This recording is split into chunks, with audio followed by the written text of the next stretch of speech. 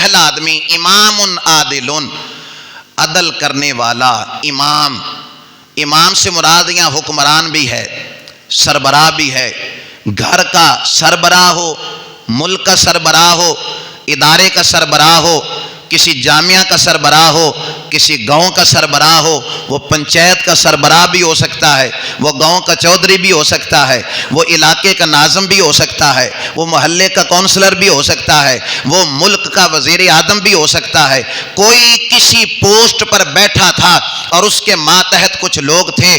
فرمایا اگر اس نے اپنے ماتحت لوگوں کے اندر انصاف کیا، عدل کیا، کسی کے ساتھ ناانصافی نہ کی، کسی کے ساتھ زیادتی نہ کی، حضور فرماتے ہیں قیامت کے دن جب وہ آئے گا، کام تو بڑا سخت ہے نا، معاملہ سخت ہے. انصاف کرنا کبھی بندے کے لیے بڑا مشکل ہو جاتا ہے، کبھی اپنوں کے خلاف بھی فیصلہ دینا پڑ جاتا ہے، کبھی اپنے پیارے لوگوں کو ناراض کرنا بھی پڑ جاتا ہے. چونکہ معاملہ مشکل تھا نا، تو اجر بھی تو بڑھا دیا نا کہ قیامت کے دن جب لوگ نفسا نفسی کر رہے ہوں گے، اللہ اس کو عرش کا سایہ دے گا.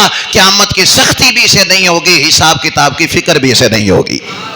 کس کو؟ جس نے دنیا میں عدل کیا ہوگا، انصاف کیا ہوگا. اور حضور فرماتے ہیں کلکم راعٍ وکل مسئول عن رعیتہ. فرمایا تم میں سے ہر شخص ہی نگہبان ہے اور ہر شخص سے اس کی رعایا کے بارے میں پوچھا جائے گا. آپ کے پاس کسی ادارے کی سربراہی نہ ہو، آپ کے پاس کسی ملک کی سربراہی نہ ہو، آپ گھر کے تو سربراہ ہیں نا. الرجال قوامون علی النساء، مرد کو تو اللہ نے حاکم بنایا ہے نا، آپ گھر کے سربراہ ہیں. آپ اپنی اولاد میں عدل کر دینا، یہ انعام اللہ آپ کو بھی عطا فرما دے گا. آپ اپنی اولاد میں ہی انصاف کر دینا، اپنی اولاد سے، اپنی اولاد پر ہی آپ عدل کا دروازہ کھولنا، ان کے لیے ہی انصاف کرنا. تو یہ جو اجر ہے نا عرش کا سایہ پانے والا، یہ اللہ آپ کو بھی عطا کر دے گا. ایک صحابی حضور کی خدمت میں آتے ہیں، نعمان بن بشیر. یہ کہتے ہیں میں اس وقت چھوٹا تھا، میرے والد صاحب حضرت بشیر رضی اللہ تعالیٰ عنہ یہ مجھے لے کر حضور کی بارگاہ میں آئے اور عرض کی یا رسول اللہ میں نے نا اپنے اس بیٹے نعمان کو میں نے ایک غلام تحفے میں دیا ہے. نبی کریم علیہ السلام نے فرمایا سارے پترانوں دیتا ہی یا اس اکیلے کو ہی دیا ہے؟ سب کو دیا ہے یا اسے ہی دیا ہے؟ یا رسول اللہ یہ زیادہ فرما بردار تھا تو اس کو دیا ہے. فرمایا یا تو ساروں کو غلام تحفے میں دو یا اس سے بھی واپس لے لو، یا تو سب کو دو یا پھر اس سے بھی واپس لے لو. عدل کا حکم دیا. فرمایا تو گھر کا سربراہ ہے تو اپنی اولاد کے اندر بھی عدل کرے گا. اگر اپنی اولاد میں تو نے عدل کر لیا تو فرمایا یہ جو عرش کا سایہ ملے گا نا جن لوگوں کو، ان کے اندر تو بھی شامل ہو جائے گا ان میں. یہاں ہوتا کیا ہے کہ اگر چھوٹے بیٹے نے زیادہ باپ کی خدمت کی ہوتی ہے نا، وہ مرتے وقت سارا کچھ اسے دے کے چلا جاتا ہے. بڑے نے زیادہ خدمت کی ہے، درمیان والے نے زیادہ خدمت کی ہے تو وہ سارا کچھ اسے دے کے چلا جاتا ہے. اولاد میں عدل کرنا ہے. اولاد نافرمان بھی ہے تو ان میں عدل کا حکم دیا گیا. اولاد آپ کا کہنا نہیں بھی مانتی تو آپ کو عدل کا حکم دیا گیا. اور سنیے نبی کریم علیہ الصلوۃ والسلام کا مبارک دور ہے. قبیلہ بنو مخزوم ایک قبیلہ تھا، بڑا تکڑا قبیلہ تھا عرب کا. اس قبیلے کی ایک عورت تھی فاطمہ نام کی، اس نے چوری کر لی. قریش کے اندر جو ہے تشویش بڑھ گئی، چوری ہوئی اور چوری ثابت بھی ہو گئی. اب حکم کیا تھا کہ ہاتھ کاٹا جائے گا. السارق والسارقۃ فاقطعوا ایدیہما، قرآن کے لفظ ہیں سورہ مائدہ کے. فرمایا چور ہو یا چور مرد ہو یا چور عورت ہو، فرمایا چوری ثابت ہو جائے تو فاقطعوا ایدیہما، ان کے ہاتھوں کو کاٹ دیا جائے. اب چوری ثابت ہو گئی. اب لوگوں نے مشورہ کیا کہ نہیں، اگر اس قبیلے پر یہ سزا یہ حد نافذ کر دی گئی تو کہیں ایسا نہ ہو کہ یہ قبیلہ اسلام سے پھر نہ جائے. بڑا قبیلہ ہے، معزز گھر کی عورت ہے، بچانا چاہیے اس کو کسی طریقے سے سزا سے، کوئی اور اس کے بدلے میں سزا ہو جانی چاہیے. اب مرحلہ تھا کہ حضور سے کون سفارش کرے، نبی کریم علیہ السلام کے بارگاہ میں یہ مدعا کون پیش کرے. سوچ بچار کے بعد فیصلہ ہوا اسامہ بن زید ہے. تو وہ تو بڑے پیارے ہیں حضور کے، حضرت اسامہ بن زید. مشورہ یہ ہوا کہ حضرت اسامہ حضور کی بارگاہ میں سفارش کریں اس عورت کے حوالے سے. اب عدل کی بات آ گئی نا، بڑا گھر تھا، بڑا قبیلہ تھا، بڑا خاندان تھا. اب سفارش ہوئی حضور کی بارگاہ میں. حضور نے فرمایا ممبر رکھواؤ. ممبر رکھوایا گیا، لوگ اکٹھے ہوئے. فرمایا تمہیں کیا ہو گیا؟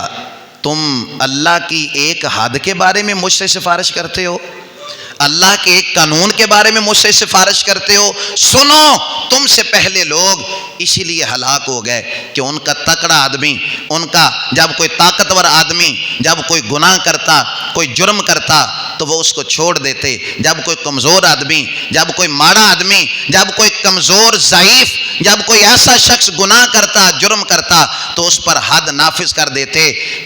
تاریخی جملہ کہا جس کو آج غیر مسلم ممالک نے اپنے آئین کا حصہ بنایا، اور آج وہاں پہ عدل ہے، انہوں نے حضور کے اسی جملے کا اپنے آئین کے اندر درج کیا اور لکھا۔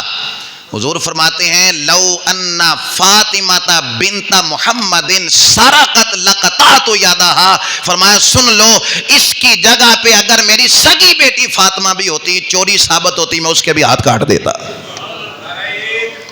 اللہ اکبر یا رسول اللہ۔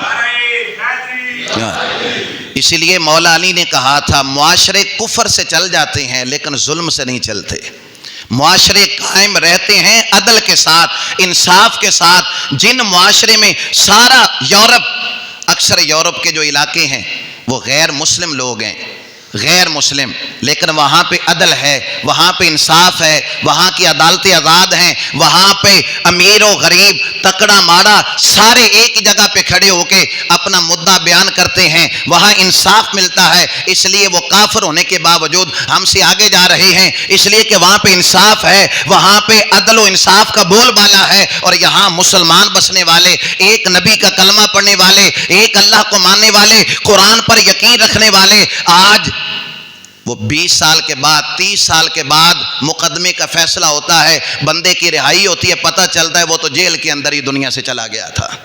یہاں انصاف کا جنازہ نکل گیا۔ حضور کیا فرما رہے ہیں؟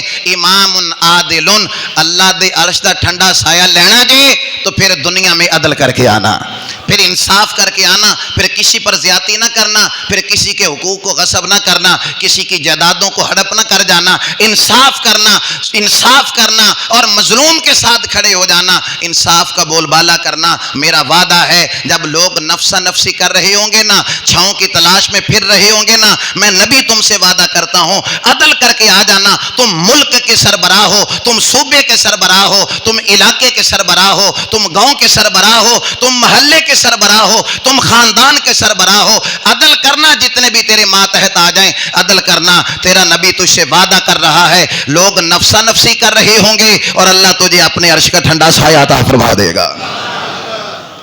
یہ پہلا شخص ہے جس کو قیامت کے دن اللہ اپنے عرش کا ٹھنڈا سایہ دے گا۔